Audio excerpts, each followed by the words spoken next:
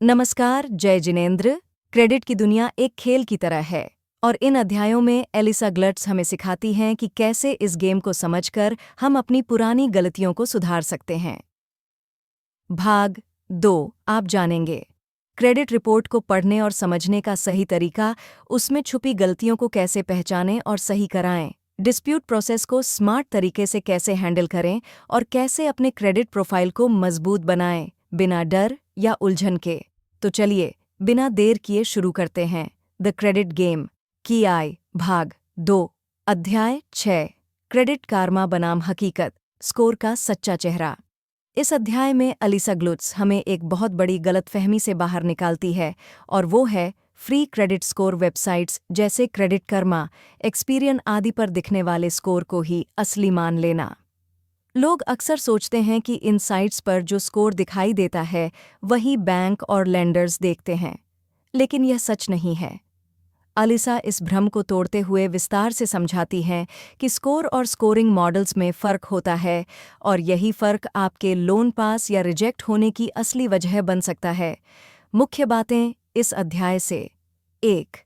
FICO बनाम vantage score. Credit Karma जैसे platforms आपको वैंटेज स्कोर दिखाते हैं, लेकिन लगभग सभी बैंक और लोन कंपनियां FICO स्कोर का उपयोग करती हैं।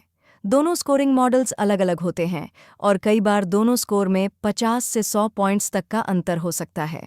2. फ्री स्कोर में कितनी सच्चाई है?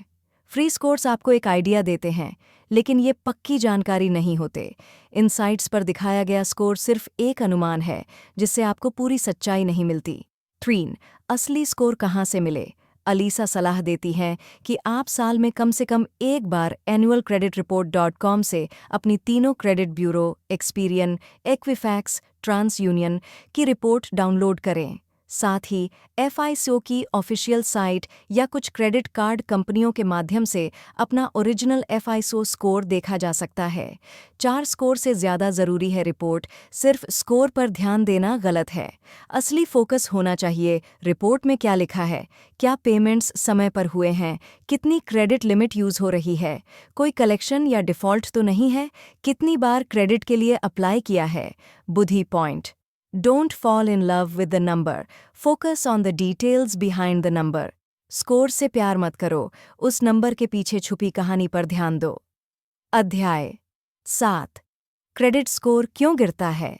How credit scores go down. Elisa Glutz इस अध्याय में उन मुख्य कारणों को उजागर करती हैं जिनकी वजह से लोगों का क्रेडिट स्कोर गिरता है, चाहे उन्होंने जानबूझकर गलती की हो या नहीं।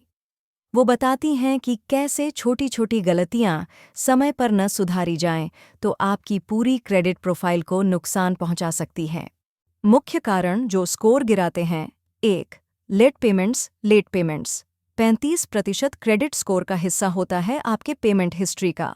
अगर आप किसी भी लोन या क्रेडिट कार्ड की EMI को 30 दिन से ज़्यादा लेट कर देते हैं तो यह आपकी रिपोर्ट में नेगेटिव एंट्री बन जाती है। यह एक मेजर रेड फ्लैग है और स्कोर में भारी गिरावट ला सकता है। 2. हाई क्रेडिट उपयोग, हाई यूटिलाइजेशन। अगर आप अपनी क्रेडिट लिमिट का 30% से ज़्यादा उपयोग करते हैं तो इसे हाई रिस्क बिहेवियर माना जाता है। उदाहरण: अगर आपकी क्रेडिट लिमिट 1 लाख रुपये है और आप 80,000 रुपये तक उपयोग करते हैं तो स्कोर गिरना तय है। 3. Hard inquiries.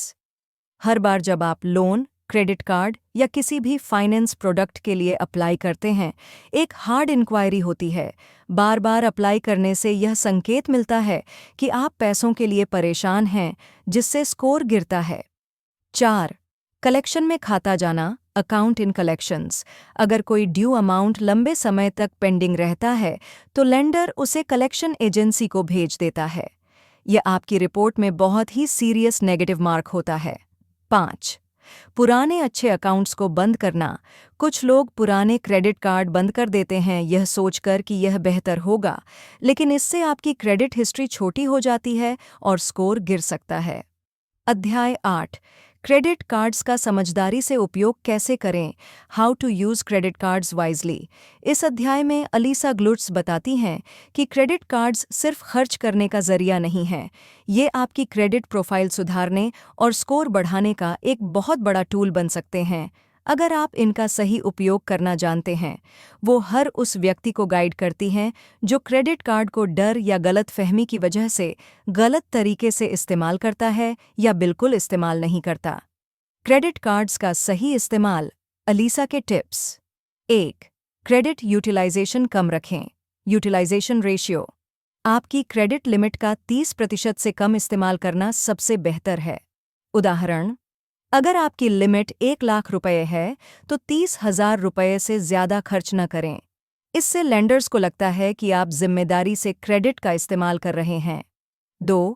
बिल हमेशा समय पर चुकाएं। On time payments. यह सबसे ज़रूरी आदत है। एक भी लेट पेमेंट आपकी रिपोर्ट में 7 साल तक रह सकती है। ऑटो पे सेट करें या रिमाइंडर्स लगाएं ताकि कभी भूलें नहीं। 3. Statement date versus due date. समझें, स्टेटमेंट डेट जिस दिन आपका क्रेडिट कार्ड स्टेटमेंट बनता है। ड्यू डेट जिस दिन तक आपको पेमेंट करना होता है। अगर आप स्टेटमेंट डेट से पहले पेमेंट कर दें तो आपका यूटिलाइजेशन कम दिखेगा, जिससे स्कोर बढ़ेगा। 4. मिनिमम ड्यू का जाल न फंसे।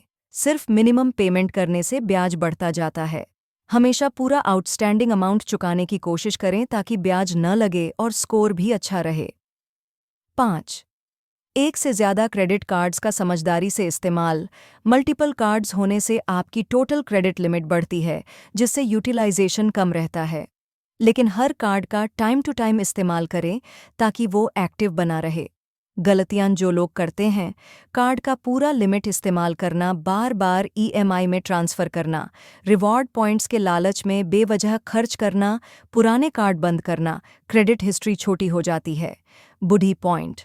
क्रेडिट कार्ड एक तलवार की तरह है। आप इसका इस्तेमाल अपनी सुरक्षा के लिए कर सकते हैं या खुद को नुकसान भी पहुंचा सकते हैं। सब कुछ इस बात पर निर्भर करता है कि आप इसे कैसे इस्तेमाल करते हैं। अध्याय 9। डेब्ट कलेक्टर्स से कैसे निपटें। How to deal with debt collectors. Debt collectors यानी बकाया वसूली करने वाली एजेंसियों के बारे में विस्तार से बताती हैं। ये कैसे काम करते हैं, किस हद तक जा सकते हैं और कैसे आप कानूनी रूप से अपने अधिकारों की रक्षा कर सकते हैं। बहुत से लोग डर, शर्म और जानकारी की कमी के कारण कलेक्टर्स के सामने झुक जाते हैं। लेकिन अलीसा समझाती हैं कि अगर सही जानकारी और रणनीति हो तो आप कलेक्टर्स से न केवल बच सकते हैं बल्कि उन्हें जवाब भी दे सकते हैं। डेट कलेक्टर्स के साथ व्यवहार करते समय याद रखने योग्य बातें। 1. हर कॉल का रिकॉर्ड रखें। कॉल का समय, तारीख और कॉल करने वाले का नाम नोट करें। ये सब बाद में सबूत बन सकते हैं। 2. कुछ भी स्वीकार न करें। अगर आप तुरंत मान लेते हैं कि आप पर उधारी है तो आप उन्हें दोबारा वैधता देने का मौका दे देते हैं। पहले वैलिडेशन लेटर मांगें जिससे पता चले कि वाकई यह उधारी आपकी है। 3. आपका हक। Validation letter. आप कानूनी रूप से उनसे अनुरोध कर सकते हैं कि वो आपको एक लिखित प्रमाण दें कि वाकई ये कर्ज आपकी जिम्मेदारी है।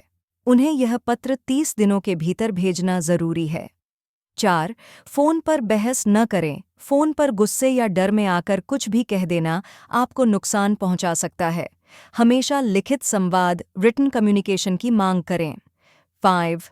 पे टू डिलीट ऑप्शन। अलीसा एक स्मार्ट रणनीति बताती हैं। पे टू डिलीट यानी आप उस डेब्ट को चुकाने के बदले में शर्त रखें कि वे उस डेब्ट को आपकी क्रेडिट रिपोर्ट से पूरी तरह हटा देंगे। ध्यान रखें, ये सब लिखित में हो और पहले से हो। ये गलतियां न करें। डर के मारे तुरंत पेमेंट कर देना, चिल्लाकर बात करना या गुस्से में आना, कॉल्स को पूरी तरह इग्नोर करना, इससे केस कोर्ट तक जा सकता है। बिना लिखित समझौते के कोई भी पेमेंट करना बुद्धि पॉइंट। कलेक्टर्स का काम है आपको डराना, लेकिन आपका काम है सिस्टम को समझकर खुद को बचाना। तो दोस्तों, आज हमने सीखा कि सिर्फ स्कोर बढ़ाना ही काफ़ी नहीं, उसे संभालना असली बुद्धिमानी है। अगर आप अलीसा की बताई गई इन आसान रणनीतियों को अपनाते हैं तो यकीन मानिए आपकी क्रेडिट हेल्थ सालों तक स्ट्रॉन्ग बनी रहेगी। बुद्धि बॉक्स पर हम आगे भी आपके लिए और शानदार फाइनेंशियल किताबों की समरी लेकर आएंगे। अगर यह समरी पसंद आई हो तो वीडियो को लाइक करें, शेयर करें और